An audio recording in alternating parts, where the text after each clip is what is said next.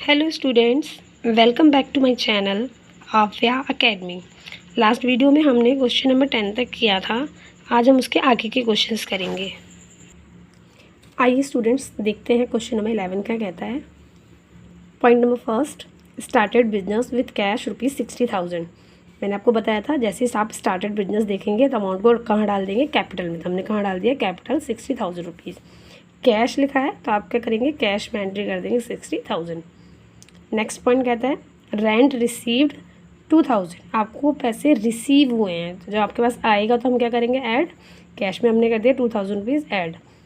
Rent received है, इसका मतलब ये हमारी इनकम है। जितने भी इनकम और प्रॉफिट होते हैं वो कहाँ ऐड होते हैं बच्चों, कैपिटल में। तो इसलिए हमने इसे कैपिटल में भी ऐड कर दिया ₹2000।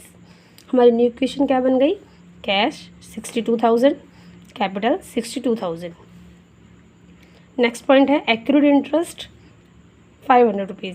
एक्रूड इंटरेस्ट क्या होता है बच्चों, जैसे ये मतलब ये इनकम हमें मिल जानी चाहिए थी, इसकी मतलब रिसीविंग डेट आ चुकी है बट ये अभी तक हमें रिसीव नहीं हुई है, इसलिए इसको ये भी कहा जाता है interest due but not received. यानी इनकम आपकी ड्यू हो चुकी है बट आपको रिसीव अभी तक नहीं हुई है, बट कोई नहीं, इन फ्यूचर तो हमें मिल जाएगी ना इनकम। तो इसलिए हम इसको क्या करते हैं, एसेट साइड एक नया कॉलम बना देते हैं, एक्रूड इंटरेस्ट। हमने एक्रूड इंटरेस्ट के कॉलम में कितना अमाउंट डाल दिया, ₹500। और ये हमारी इनकम है, इसलिए हम सारी इनकम को कहाँ ऐड करते हैं, कैपिटल में। इसलिए हमने कैपिटल कॉलम में भी ऐड कर दिया ₹500। हमारी न्यू क्वेश्चन क्या आ गई, कैश हो गया 62,000, एक्रूड इंटरेस्ट हो गया 500, कैपिटल हो गई 62,500। नेक्स्ट पॉइंट है कमीशन रिसीव इन एडवांस। आपकी जो पेमेंट है ये एडवांस रिसीव हो चुकी है, हमें रिसीव हो गई है, इसलिए हमने क्या किया, इस अमाउंट को कैश में ऐड कर दिया। हमने कैश में ऐड कर दिया ₹1,000। लेकिन अभी ये आपको एडवांस रिसीव हुई है, मतलब इसकी ड्यू डेट नहीं आई है, तो अभी ये हमारे लिए एक तरीके से लायबिलिटी है, इसलिए हम इसके लायबिलिटी कॉलम में एक नया कॉलम बना देंगे, इनकम रिसीव इन एडवांस या commission receive in advance. Amount डाल दिया हमने इसमें ₹1,000। हमारी न्यू इक्वेशन क्या बन गई बच्चों, कैश हो गया 63,000, एक्रूड इंटरेस्ट हो गया 500, commission receive in advance 1,000, capital हो गई 62,500। नेक्स्ट पॉइंट क्या कहता है, अमाउंट विड्रॉ ₹5,000। अमाउंट विड्रॉ किया है, इसका मतलब ड्राइंग हो गई हमारी, अमाउंट निकल रहा है कंपनी से, जा रहा है, इसलिए हमने कैश कॉलम में से ₹5,000 माइनस कर दिए। मैंने आपको बताया था ड्राइंग कहाँ से माइनस होती है, कैपिटल में से, इसलिए हमने कैपिटल में से माइनस कर दिया इसको ₹5,000। न्यू क्वेश्चन हमारी क्या आ गई, कैश आ गया 58,000 के, एक्यूर्ड इंटरेस्ट आ गया 500 के, कमीशन रिसीव इन एडवांस आ गया 1,000, कैपिटल आ गई 57,500। हमको इस क्वेश्चन में बैलेंस शीट भी बनानी है। मैंने आपको बताया था बैलेंस शीट कैसे प्रिपेयर करेंगे, left side liabilities, right side assets. अब आप देखें एसेट साइड आपने कौन से कॉलम बनाए थे, कैश एंड एक्रूड इंटरेस्ट। हमें लिख दिया cash and accrued interest. Cash के कॉलम में 58,000, एक्रूड इंटरेस्ट के कॉलम में 500 डाल दिया हमने, 58,000 एंड 500, टोटल आ गया 58,500। लाइबिलिटी साइड कौन से कॉलम बने हमारे, commission receive in advance and capital. ये हमने लाइबिलिटी साइड लिख दिए, commission receive in advance and capital. Amount कितना डाला, कमीशन रिसीव इन एडवांस का कितना अमाउंट है 1,000, कैपिटल का अमाउंट है 57,500।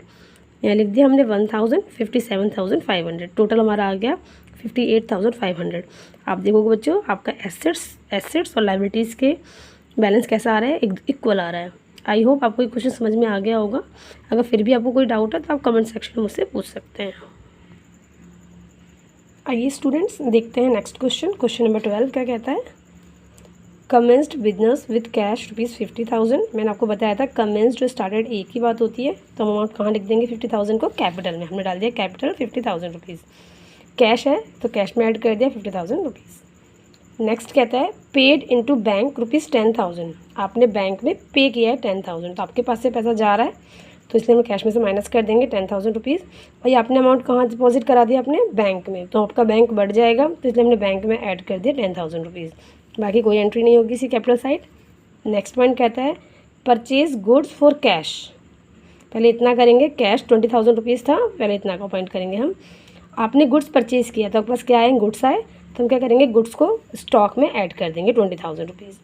और आपने कैश परचेज़ किए, यानी आपने जो पेमेंट की होगी वो कैश में की होगी, तो आपके पास से कैश चला जाएगा, तो इसलिए हमने कैश में से माइनस कर दिया ₹20,000।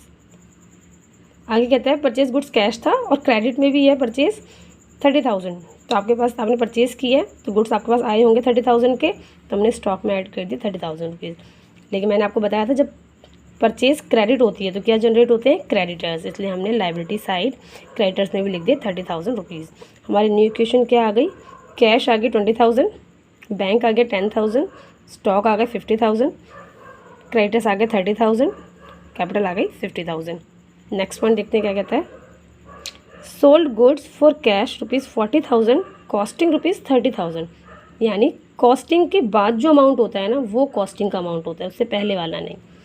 तो कॉस्टिंग कितनी थी, 30,000 रुपीज़, हमने सेल किया 40,000 में, सामान था 30,000 का, बेच दिया आपने 40,000 का, तो क्या हुआ होगा आपको प्रॉफिट, कितना प्रॉफिट हो गया, 40,000 माइनस 30,000 यानी 10,000 का आपको प्रॉफिट हो गया। मैंने आपको बताया था जितनी भी कॉस्टिंग होती है गुड्स की वो हमेशा गुड्स में से माइनस हो जाते हैं, यानी 30,000 आप कहाँ से माइनस कर देंगे, स्टॉक में से हमने माइनस कर दिया 30,000 रुपीज़। सेलिंग प्राइस कितना है, 40,000, मैंने आपको बोला था सेलिंग प्राइस जो भी होगा आप उसे क्या करेंगे, कैश में ऐड कर देंगे 40,000 रुपीज़। प्रॉफिट, जितने प्रॉफिट होते हैं वो कहाँ ऐड होते हैं, कैपिटल में, इसलिए हमने कैपिटल में ऐड कर दिया 10,000 रुपीज़। हमारी न्यू इक्वेशन क्या आ गई बच्चों, कैश आ गई 60,000, बैंक आ गया 10,000, स्टॉक हो गया 20,000, क्रेडिटर्स हो गए 30,000, कैपिटल हो गए 60,000। अब जब टोटल करेंगे दोनों साइड इक्वल आ रही है, आप चेक कर लेना अपना, हर लाइन पे आप चेक करेंगे, जब जब आपकी इक्वेशन बनेगी आप अपना बैलेंस जरूर चेक करेंगे कि एसेट्स और लायबिलिटी प्लस कैपिटल इक्वल आ रहा है या नहीं आ रहा। अगला पॉइंट कहता है रेंट पे ₹500, हमने पेमेंट की है, कैश गया होगा हमारे पास से, हमने कैश में से माइनस कर दिया 500 रुपीज़। ये हमारे एक्सपेंसेस है, जो भी चीज़ हम पे करते हैं वो हमारे एक्सपेंसेस होती है, सारे एक्सपेंसेस कहाँ से माइनस होते हैं, कैपिटल में से, तो हमने कैपिटल में से माइनस कर दिया 500 रुपीज़। न्यू इक्वेशन हमारे पास आ गई, कैश आ गया 59,500, बैंक आ गया 10,000, स्टॉक आ गया 20,000, क्रेडिटर्स आ गए 30,000, कैपिटल आ गया 59,500। नेक्स्ट पॉइंट क्या कहता है, रेंट आउटस्टैंडिंग है 100 रुपीज़ का, जिसका तो आपने पेमेंट तो की नहीं होगी, इसलिए हम कैश में से माइनस नहीं करेंगे। ये हमारी लाइबिलिटीज़ है कि हमें दे देना था लेकिन अभी तक हमने दिया नहीं, तो हम क्या करेंगे, लाइबिलिटी साइड एक नया कॉलम बनाएंगे, आउटस्टैंडिंग एक्सपेंसेस या आउटस्टैंडिंग रेंट एक्सपेंसेस का नाम हमने इसमें डाल दिया 100 रुपीज़। लेकिन हमारी एक्सपेंसेस तो है ना हमारे लिए, तो हम इसे क्या करेंगे, कैपिटल में से माइनस भी कर देंगे, हमने कैपिटल में से माइनस कर दिया 100 रुपीज़। न्यू इक्वेशन हमारे पास क्या आ गई, 59,500 cash, 10,000 bank, 20,000 stock, creditors 30,000, outstanding rent 100 rupees, capital होगा 59,400। नेक्स्ट कहता है बॉट फर्नीचर ऑन क्रेडिट, हमने फर्नीचर तो ख़रीदा है लेकिन क्रेडिट खरीदा है, फर्नीचर हमें ऐड कर दिया हमने 5,000 रुपीज़, हमने क्रेडिट किया है तो हमारे क्रेडिटर्स ही बने होंगे, लेकिन हम इसको फर्नीचर का क्या कहेंगे, वेंडर, लाइबिलिटी साइड हमने लिख दिया वेंडर, इसमें लिख दिया नीचे फर्नीचर, हमने इसमें ऐड कर दिया 5,000 रुपीज़। क्योंकि स्टॉक जब हम परचेज़ करते हैं, गुड्स हम परचेज़ करते हैं तो उसके लिए हम क्रेडिटर्स बनाते हैं। जब कोई एसेट्स परचेज़ करेंगे तो या तो हम उसको क्रेडिटर्स लिख के नीचे अमाउंट डालेंगे उस एसेट्स का, अदरवाइज हम वर्ड यूज़ करेंगे वेंडर। आगे देखते हैं न्यू इक्वेशन हमारी क्या बन जाएगी, कैश बन जाएगा 59,500, बैंक बन गया 10,000, स्टॉक बन गया 20,000, फर्नीचर हो गया 5,000, क्रेडिटर्स हो गया 30,000, आउटस्टैंडिंग रेंट 100 रुपीज़, वेंडर हो गए 5,000, कैपिटल हो गए 59,400। नेक्स्ट पॉइंट क्या कहता है, bought refrigerator for personal use ₹5,000, आपने पर्सनल यूज़ के लिए रेफ्रिजरेटर खरीदा है बट पेमेंट तो आपने की होगी, इसलिए हम इसे कैश में से माइनस कर देंगे, कैश में से हमने माइनस कर दिया 5,000 रुपीज़। पर्सनल यूज़ वर्ड देखते ही आप समझ जाएंगे कि ड्राइंग है, और ड्राइंग को मैंने क्या बताया था कहाँ माइनस होता है, कैपिटल में से, मैंने कैपिटल में से माइनस कर दिया 5,000 रुपीज़।